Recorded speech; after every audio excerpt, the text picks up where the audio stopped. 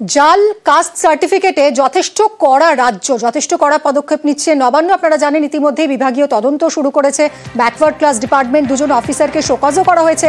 এরই মধ্যে চাঞ্চল্যকর তথ্য সামনে আসছে, গত 1.5 বছরে 1400 কাস্ট সার্টিফিকেট বাতিল। আরো ডিটেলে জানবো সোমরাজ আমার সহকর্মীর কাছ থেকে। সোমরাজ, দেখো, একের পর এক যে অভিযোগ উঠে আসছে ভুয়ো কাস্ট সার্টিফিকেটকে কেন্দ্র করে, এবং তার মধ্যেই যেটা নবান্ন সূত্রে খবর, গত 1.5 বছরে 1400-রও বেশি কাস্ট সার্টিফিকেট বাতিল করেছে রাজ্যের অনগ্রসর শ্রেণী কল্যাণ দপ্তর। মূলত এই কাস্ট সার্টিফিকেটগুলি যেগুলি বাতিল করা হয়েছে সেগুলি গোটাটাই হাতে সই করা। শেষ 2 বছর ধরে রাজ্যের অনগ্রসর শ্রেণী কল্যাণ দপ্তর মূলত কাস্ট সার্টিফিকেটে কিউআর কোড ব্যবহার করা শুরু করেছে।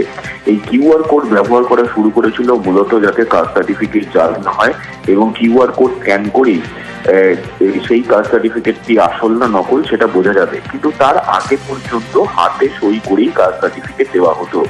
আর এখানেই দেখা গেছে যে হাতে সই করা কাস্ট সার্টিফিকেটই জাল করা হচ্ছিল। প্রায় 1400-র মতো কাস্ট সার্টিফিকেট বাতিল হয়েছে গত 1.5 বছর দিয়ে, যা নিঃসন্দেহে গুরুত্বপূর্ণ তথ্য। এবং নবান্ন সূত্রে খবর, এই যে কাস্ট সার্টিফিকেট গুলি বাতিল করা হয়েছে তার মধ্যে বেশিরভাগই জাল কাস্ট সার্টিফিকেট, অর্থাৎ যে কাস্ট সার্টিফিকেট গুলি জাল ছিল, যা ব্যাকওয়ার্ড ক্লাস ডিপার্টমেন্টে এসেছিল ভেরিফিকেশনের জন্য, কিন্তু তারপরে দেখা গেছে সেগুলি জাল কাস্ট সার্টিফিকেট এবং সেগুলি বাতিল করা হয়েছে। আর এই যে এত সংখ্যক কাস্ট সার্টিফিকেট বাতিল হয়েছে, তুমি জানো যে ইতিমধ্যে 2জন অফিসারকে শোকজ করা হয়েছিল, তাদের বিরুদ্ধে বিভাগীয় তদন্ত শুরু হয়েছে, এবং আরো কয়েকজন অফিসার স্ক্যানারে রয়েছে বলে নবান্ন সূত্রে খবর। গত 1.5 বছরে কাস্ট সার্টিফিকেট নিয়ে রাজ্যে অভিযোগ জমা পড়েছে প্রায় 36,000, এবং তার মধ্যে থেকে 1400-রও বেশি কাস্ট সার্টিফিকেটকে বাতিল করা হয়েছে জাল করার অভিযোগে, এমনটাই খবর নবান্ন সূত্রে। ধন্যবাদ সোমরাজ।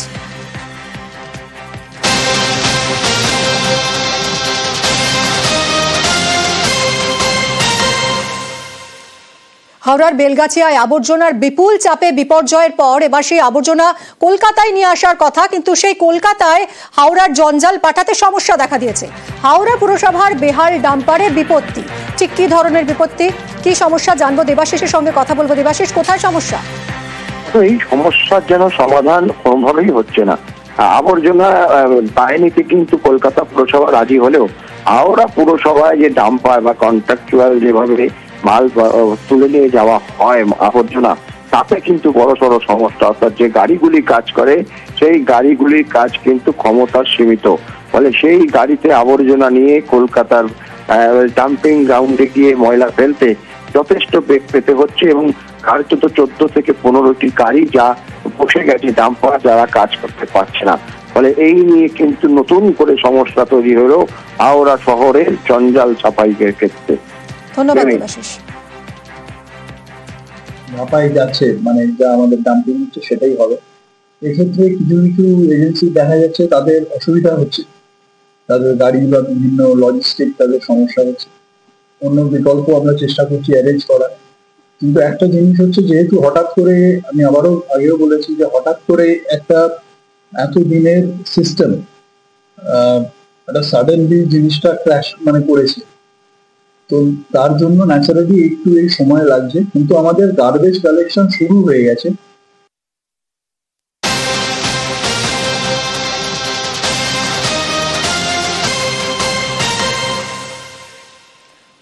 আত্মীয়ের পরিচয় দিয়ে চুরি, অভিনব কায়দায় এই চুরি বাঁশদ্রোণী এলাকায়। আত্মীয়ের পরিচয় দিয়ে বাড়িতে ঢুকে একেবারে আলমারি সাফ। ঠিক কিভাবে হয়েছিল এই চুরি আমরা জানবো। এই মুহূর্তে যে ছবি আপনারা দেখছেন সিসি ক্যামেরার ফুটেজ, সিসি ক্যামেরায় ধরা পড়েছে এই ছবি। এই দেখুন, বাড়িতে এসে বেল বাজাচ্ছেন, আবার সিসি ক্যামেরার দিকেও দেখছেন। আত্মীয়ের পরিচয় দিয়ে বাড়িতে ঢুকেছেন এবং তারপর একেবারে আলমারি সাফ।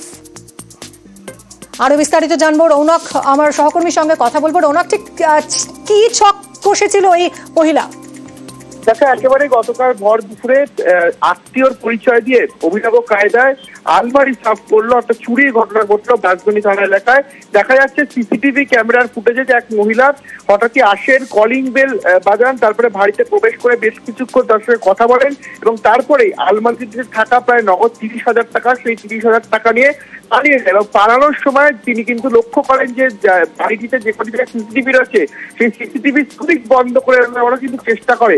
অর্থাৎ ভর দুপুর বেলায় এরকম একটা বাগদনির মতো জনবহুল এলাকায় এইরকম চুরির ঘটনা কিন্তু আতঙ্ক ছড়িয়েছে এলাকাবাসীদের মধ্যে এবং ইতিমধ্যে সিসিটিভি ক্যামেরা ফুটেজ সেই ফুটেজ তারা পুলিশকে দিয়েছেন এবং পুলিশের লিখিত অভিযোগ জানানো হয়েছে এই ঘটনাকে কেন্দ্র করে। এবং যিনি এই ঘটনাটি ঘটিয়েছেন তিনি কিন্তু যে কটি সিসিটিভি ক্যামেরা ছিল প্রত্যেকটি সিসিটিভি ক্যামেরার সুইচ অফ করার চেষ্টা করেছিলেন এবং একেবারে অভিনব কায়দায় নিজের আত্মীয়র পরিচয় দিয়ে বাড়িতে কলিং বেল বাজিয়ে ভেতরে প্রবেশ করে, একদমই কলিং বেল বাজিয়ে ভেতরে প্রবেশ করে তারপরে আলমারি সাফ, অভিনব কায়দায় এই চুরি। অনেক ধন্যবাদ রৌনক। যেই সময় ঘটনাটা ঘটেছে তার আগে আমি বেরিয়ে গেছি, 100% আমাদের ফলো করা হয়েছে। কোনোদিনও না, আমাদের এলাকাতে কোনোদিনও ঘটে, এই প্রথম।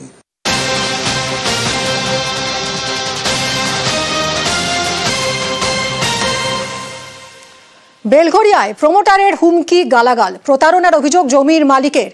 2020-তে 3 কাঠা জমিতে বহুতল তৈরির চুক্তি হয়, কিন্তু চুক্তির পর থেকেই টালবাহানা শুরু করেন এই প্রমোটার। 5 বছর হয়ে গেছে, তাও এখনো ফ্ল্যাট পাননি বাড়ির মালিক। সুবীর আমাদের প্রতিনিধির সঙ্গে কথা বলবো। সুবীর, এই জমির মালিক ঠিক কি অভিযোগ করছেন?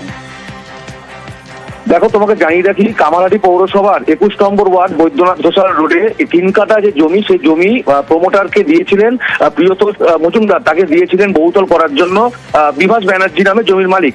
এবং সেই জায়গা থেকে কিন্তু 2020 সালে কিন্তু চুক্তি হয় এবং সেই চুক্তি অনুযায়ী 5 বছর কেটে যাওয়ার পরেও কিন্তু এখনো পর্যন্ত কিন্তু সে কোনো রকম কোনো আবাসন পাননি। তার একটিমাত্র মেয়ে, সেও কিন্তু 2টি কিডনি বিকল, সেই কিডনি বিকল অর্থাৎ ডায়ালিসিস চলছে এবং এই সমস্যার জন্য চিকিৎসা করাতে পারছেন না। বারংবার এই যে যিনি জমির মালিক রয়েছেন তিনি তার অসুস্থ মেয়েকে নিয়ে কিন্তু অনুরোধ করার জন্য যাচ্ছেন প্রমোটারের কাছে, কিন্তু সেই জায়গা থেকে প্রমোটার এবং প্রমোটারের ভাই তাদেরকে হুমকি দিচ্ছে এবং তাদেরকে গালিগালাজ করে সেখান থেকে তাড়িয়ে দিচ্ছে, এমনটা কিন্তু অভিযোগ। শুনবো কি অভিযোগ। আমি যে জমিটা দিয়েছি, আমি বারবার বলেছি যে আমার মেয়ের চিকিৎসার জন্য আমার সঙ্গে 40-60 রেশিও ছিল, তা তিনি কিছুতে বুঝিয়ে দিচ্ছেন না। উল্টে আমি যখন বলেছি আমার মেয়ের এই অবস্থা, তখন উনি কোনো গাও তো করেননি, উল্টে চন্দন মজুমদার এরা আমায় গলা ধাক্কা দিয়ে বার করে দিয়েছে। 100 বার প্রতারণার শিকার। ফ্ল্যাটটা আমাদেরকে বোঝাচ্ছেন না, কত পার্সেন্টেজ দেবে সেটাও বলতে চাইছেন না। গেলে আমাদেরকে যাচ্ছে তাই ভাবে ওখান থেকে ঘাত ধাক্কা করে বের করে দিচ্ছে। অসংখ্যবার ওনাকে গিয়ে রিকোয়েস্ট করেছি যে আমাদের ফ্ল্যাট না দিলেও আমাদের টাকাটুকুনি বুঝিয়ে দিতে, যাতে আমার চিকিৎসাটুকুনি হয়। উনি তাতেও রাজি হচ্ছেন না, হুমকি দিচ্ছেন যে আমি দেবো না, আমার 100 বছরও লাগতে পারে ফ্ল্যাট তৈরি করতে, তাতে আপনাদের আমি কৈফিয়ত দেবো না। কথা বলবো সুবীরের সঙ্গে। সুবীর, আমরা অভিযোগ তো শুনলাম, কিন্তু যার বিরুদ্ধে অভিযোগ সেই প্রমোটারের কি বক্তব্য? দেখো, তিনি তার সাথে আমরা যোগাযোগ করেছিলাম, তিনি কিন্তু গোটা বিষয়টি অস্বীকার করছেন এবং তিনি বলছেন যে এরকম ধরনের কোনো ঘটনা কিন্তু তিনি ঘটাননি। এবং পাশাপাশি তোমাকে জানিয়ে রাখি, এই যে ঘটনা অর্থাৎ এই যে প্রতারণার ঘটনা, সেই ঘটনায় কিন্তু বেলঘরিয়া থানা থেকে শুরু করে কনজিউমার ফোরাম বিভিন্ন জায়গায় কিন্তু অভিযোগ করেছেন এই যিনি জমির মালিক রয়েছেন বিভাস ব্যানার্জি, কিন্তু সেই জায়গা থেকে কিন্তু কোনো রকম কোনো সহযোগিতা তিনি পাননি। এবং এই ঘটনাকে কেন্দ্র করে তিনি কিন্তু এখন অসহায় অবস্থায় রয়েছেন তার অসুস্থ মেয়েকে নিয়ে। তো তিনি কিন্তু সেই জায়গা থেকে কিন্তু একদম অসহায় অবস্থায় রয়েছেন, তিনি ভাবতে পারছেন না, তিনি বুঝতেও পারছেন না যে কিভাবে। প্রমোটারের বক্তব্য একবার শুনবো। আমি যদি প্রতারণা করি কারোর সাথে, প্রমাণ দেখাতে হবে। আমি তো বিল্ডিং কমপ্লিট করার পথে, আর টাকা পয়সা নিয়েছে ওগুলো তো আমার কাছে রেকর্ড আছে। বলে দিল অমুকে চোর, অমুকে ডাকাত, ওটা বলতেই পারে। আমি ওদের নামে বলতে পারি যে ওরা ভালো না, আমার দরকার নেই। আমার পেপার কথা বলবে, আমার পেপারসে যদি কোনো রকম কারচুপি থাকে, কিছু থাকে, যে কোনো শাস্তি আমি মাথায় পেতে নিব।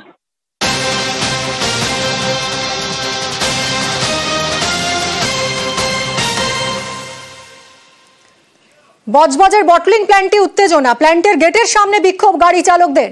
বকেয়া টাকার দাবিতে বিক্ষোভ দেখান গাড়ি চালকরা। ইউনিয়ন সদস্যদের সঙ্গে রীতিমতো হাতাহাতি বেঁধে যায়।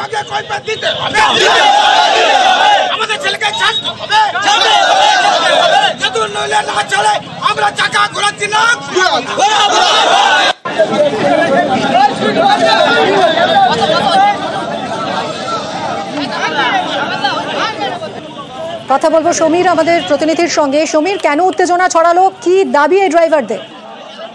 দেখো, বেশ কিছুদিন ধরেই এই গন্ডগোল চলছে বজবজ ভোটার বটলিং এন্ড পেমেন্টের গাড়ি চালক আছে তাদের বিক্ষোভ চলছে এবং এইটাকে কেন্দ্র করে এবং যেখানে আজকে যখন সকাল ভোর থেকেই এই গন্ডগোল শুরু হওয়ার পরেই এই যে এলাকায় যে ভোটারের যে ইউনিয়ন আছে সেই ইউনিয়নের যে সদস্যরা আছে তাদের বকেয়া টাকা আটকে রেখে দিয়েছে এবং সেই টাকা আটকে রাখার জন্যই আজকে 700 জনের বকেয়া টাকা আটকে রেখেছে এবং এই টাকা আটকে রাখার কেন্দ্র করেই তৃণমূলের পতাকা নিয়ে তৃণমূলেরই কর্মীরা কর্মসূচি পালন করে, রাস্তায় অবরোধ করে প্রথম রাস্তার অবরোধ করে, তারপরে গেটের সামনে বিক্ষোভ হয়, বিক্ষোভ দেখাবার পরেই এখনো পর্যন্ত বিক্ষোভ চলছে। ঘটনাস্থলে বজবজ থানার পুলিশ আছে।